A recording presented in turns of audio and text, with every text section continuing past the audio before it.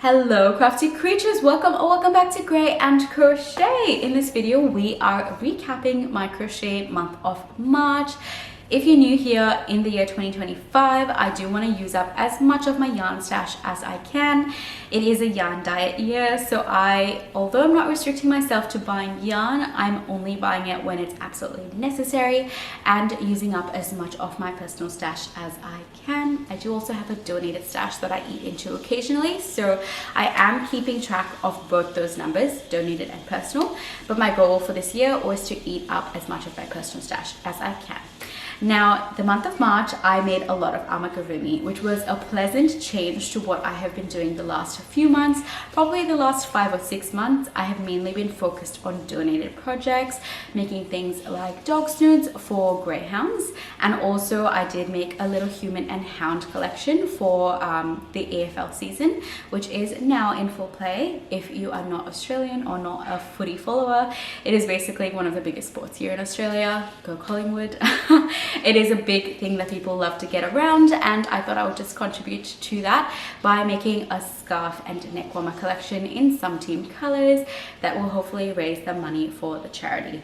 But that has been my last few months. So my January and my February, for example, was mainly donated projects, and I did get a lot of yarn used up that way because I feel like those go quicker than amigurumi, whereas in the month of March I only made 7 projects, 6 of which were amigurumi, and only used 7 skeins of yarn, whereas in previous months, like January, I think I used 14. I have my little stats here, so I am just double checking. And in February, I used a total of 15, only 2 from my personal stash and then 13 from our donated stash.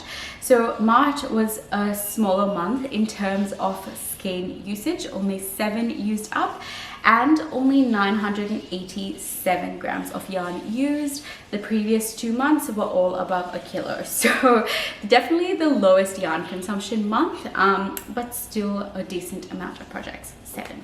So 7 projects, 7 skeins, and 987 yarn grams used. So a lot of 7s in there. I also did use up 1 of my bags of stuffing, which surprisingly lasted me all of last year. I made a lot of small projects of amigurumi last year and a lot of donated projects, so I did not make much of a dent in my 1 kilo bag of stuffing.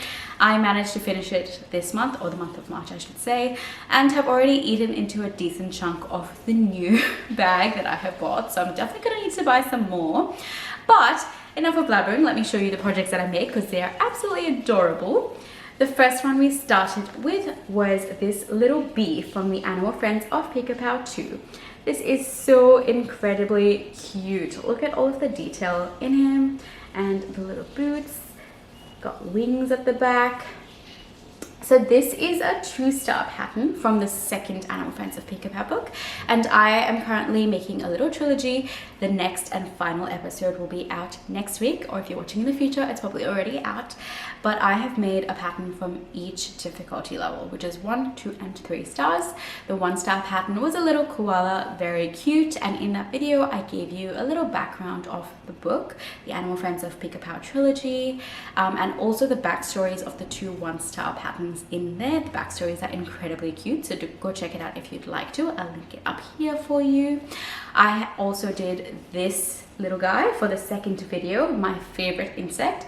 It was very hard to pick because a lot of the book is 2-star patterns, so I had heaps to choose from, but I had to go with my favorite insect, so this guy won very clearly. And I do go into a lot of the backstories of the 2-star patterns in that book. I think there's like 13 or 14 of them. Lots of backstories to listen to. You can go check that out if you'd like. Will be linked up here.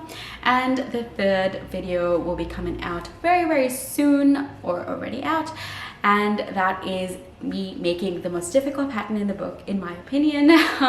You will find out once you watch that video.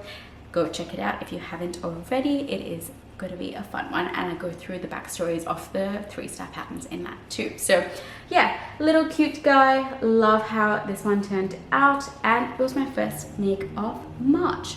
Now my second make of March, I'm pretty sure, was an AFL scarf for my brother-in-law. It was his birthday in the month of March, and I wanted to make it for him because that is his team. Collingwood is his team, which the footy colors are black and white. So I don't have a picture of it, but I will put up a picture of the donated snood that I made in similar colors. The only difference between that one that I made for Gumtree Grays and the one I gifted to my brother-in-law is that the gifted one in the month of March was from Blanket Yarn. So fluffier material, looks slightly different because the rows were a bit bigger, being Blanket Yarn, bulky weight yarn, but pretty much concept is the same. So yeah, that was my second project. And then I, throughout the rest of March, made 4 greyhounds, and I have this one here, which was my last make of March. It is black, so it's going to be difficult to see, but hopefully you guys can see him. So I had requests to make 4 greyhounds to look like people's greyhounds. So this one has like a little white patch in its nose and a white neck, little socks on its feet. So cute. So this one is with a red jumper, and I made one identical to this with a blue jumper. I also made it 2 with removable pink jumpers, and I did play around with doing sleeveless or sleeved, but the person I was making it for did like the sleeve version, so I did end up proceeding with that one. But I put little buttons at the back of the jumper so it can be removed and would just be a plain black greyhound if they chose to do so. So 4 greyhounds were made in the month of March. I don't think I've made a project this big multiple times consecutively as I did in the month of March. It was a bit crazy, and I'm a bit sick of making greyhounds now, but I did get to break it up with our cow project, which was a gigantic monster. Are you ready to see him? Look at how humongous he is. He is double the size of my face. Absolutely gorgeous, and a great yarn eater. So if you guys want to work into your yarn stash, I highly recommend joining my Monsters Gal. We are doing the Amigurumi Monsters book. We have only really completed one guy, which is this. This was our first project. He is Walt, the green monster. This is how he turned out. I did make my hat slightly different to the pattern, but you know, be creative, do whatever you want with these patterns. It's totally up to you. You can make them scrappy projects and use up the little bits and pieces of yarn that you have to make a colorful monster. It could totally work. So come join us if you haven't already. The end of the video will have a linked playlist for you to check out, so definitely go do so. But he's so cute. He's got 2 different eyes. He looks so goofy with his little tooth sticking out and his little striped jumper. He's got boots down the bottom. I did put pipe cleaner in his arms, hoping that I could do fun shapes with it, but the pipe cleaner isn't as strong as I would like it to, so he could have squiggly arms, I guess. So yeah, he is so incredibly cute. And the next pattern, which we have drawn out from that cowl, is another big boy, and that is Scaredy Eddie and his little emotional support teddy. He apparently is going to be as big as this guy, or bigger actually, according to my lovely friend Crystal from So Far Spud Stitches. She pointed out to me that the book actually has the measurements for all of these characters, which I clearly just overlooked and didn't realize how big they were going to turn out. But we do have 1 more week left, if you're watching this at the time it's coming out, to finish this guy. We have a fortnight to make each of these characters, for you to send me the pictures of them, for me to enter it in my little giveaway, which is just a thank you for participating. So a name will be drawn at random at the end of our cowl. There are 15 projects in total. 1 down, 14 to go. Come join us if you haven't already. But that is it. So 7 projects, 7 skeins of yarn used. 2 of those were actually 200-gram skeins, so massive giant skeins that I got out of my inventory. So great to actually see those disappear from there. And then 987 grams of yarn. So decent effort for the month of March, given that I just crocheted non-stop every single day, every waking moment that I had to spare. But yeah, we don't really have big numbers to show for it, sadly, but something is better than nothing, definitely. And yeah, I also used 1 bag of stuffing, so decent effort for March.